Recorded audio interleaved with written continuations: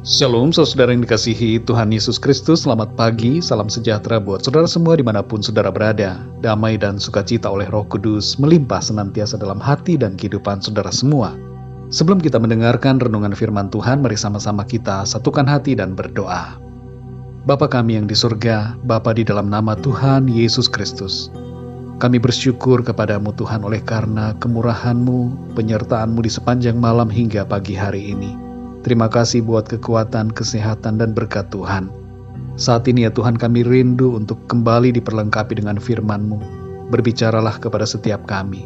Urapi kami ya Roh Kudus, supaya kami dapat mengerti akan kehendak-Mu Tuhan.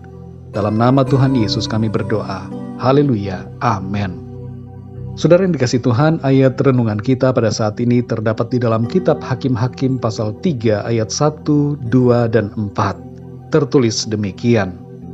Inilah bangsa-bangsa yang dibiarkan Tuhan tinggal untuk mencobai orang Israel itu dengan perantaraan mereka, yakni semua orang Israel yang tidak mengenal perang Kanaan. Maksudnya hanyalah supaya keturunan-keturunan orang Israel yang tidak mengenal perang yang sudah-sudah dilatih berperang oleh Tuhan. Mereka itu ada di sana supaya ia mencobai orang Israel dengan perantaraan mereka, untuk mengetahui apakah mereka mendengarkan perintah yang diberikan Tuhan kepada nenek moyang mereka dengan perantaraan Musa. Saudara yang dikasih Tuhan, bukan suatu kebetulan ada bangsa-bangsa yang dibiarkan Tuhan tinggal di tanah perjanjian. Maksud dari itu semua ialah agar bangsa Israel dilatih untuk berperang dengan tujuan untuk mengetahui apakah mereka mentaati perintah Tuhan atau tidak.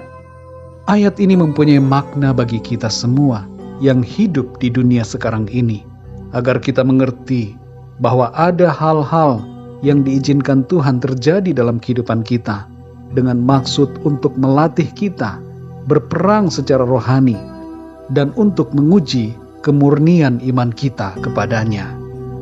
Perlu kita pahami saudara, bahwa hidup adalah sebuah perjuangan, sebuah peperangan secara rohani yang harus kita menangkan, dan pasti kita menangkan oleh karena kuasa di dalam Tuhan Yesus.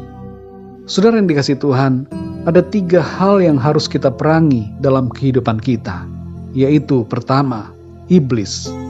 Keberadaan iblis di dunia ini diizinkan Tuhan, tapi kita perlu ketahui bahwa Tuhan berkuasa atas iblis, dan kita pun telah diberi kuasa oleh Tuhan untuk menang. Ingatlah saudara, bahwa Tuhan Yesus pun dalam keadaannya sebagai manusia dicobai oleh iblis, tapi ia menang atas pencobaan iblis itu. Dalam Efesus 6 ayat yang ke-11 dikatakan, kenakanlah seluruh perlengkapan senjata Allah, supaya kamu dapat bertahan melawan tipu muslihat iblis. Saudara yang terkasih, iblis menghadapi kita dengan strategi tipu muslihat yang harus kita kenali, waspadai, dan lawan dengan senjata Allah. Yang kedua saudara, keinginan dosa. Dalam 1 Petrus 2 ayat yang ke-11 dikatakan, saudara-saudaraku yang kekasih, aku menasihati kamu supaya sebagai pendatang dan perantau, kamu menjauhkan diri dari keinginan-keinginan daging yang berjuang melawan jiwa. Segala bentuk keinginan hawa nafsu daging yang berdosa harus kita lawan dan perangi dengan kuasa Tuhan di dalam kita. Latih diri kita, saudara, untuk hidup seturut dengan kehendak Tuhan. Sangkal diri dan pikul salib, serta mengikut Tuhan Yesus dengan segenap hati kita. Yang ketiga, saudara, yang harus kita perangi adalah masalah dalam hidup.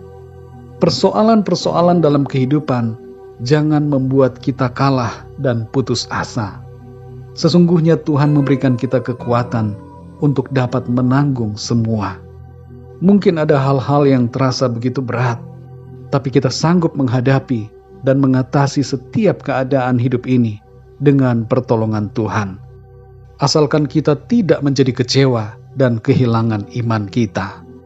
Dalam Filipi 4 ayat yang ke-13 dikatakan, segala perkara dapat kutanggung di dalam Dia yang memberi kekuatan kepadaku. Saudara yang dikasihi Tuhan, mari jangan kita biarkan diri kita dikalahkan oleh iblis, keinginan dosa, dan masalah-masalah dalam kehidupan.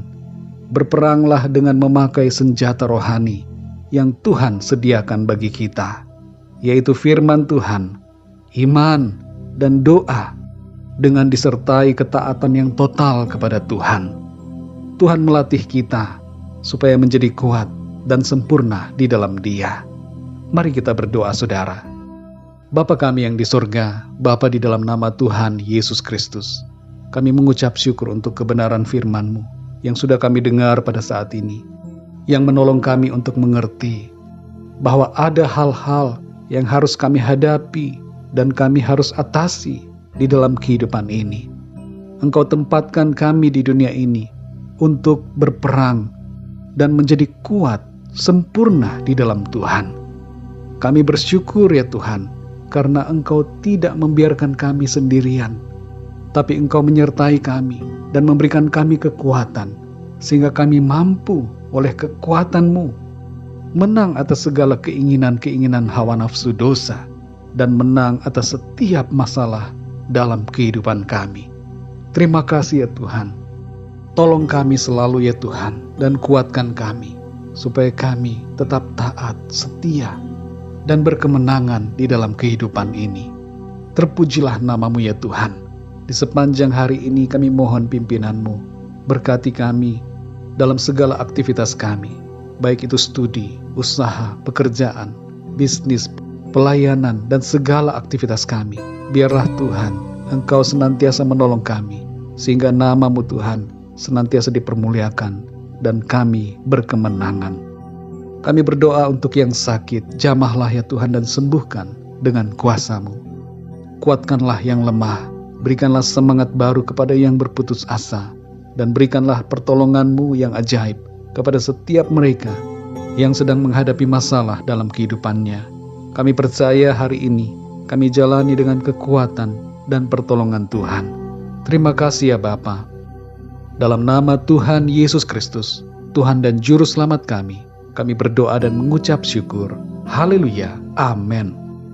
Puji Tuhan, saudara yang dikasihi Tuhan, saya percaya firman Tuhan menjadi berkat dan kekuatan buat saudara semua, dan Roh Kudus akan menolong saudara untuk lebih lagi memahami kebenaran firman Tuhan. Tuhan Yesus memberkati saudara semua. Sampai jumpa dalam renungan yang berikutnya. Haleluya.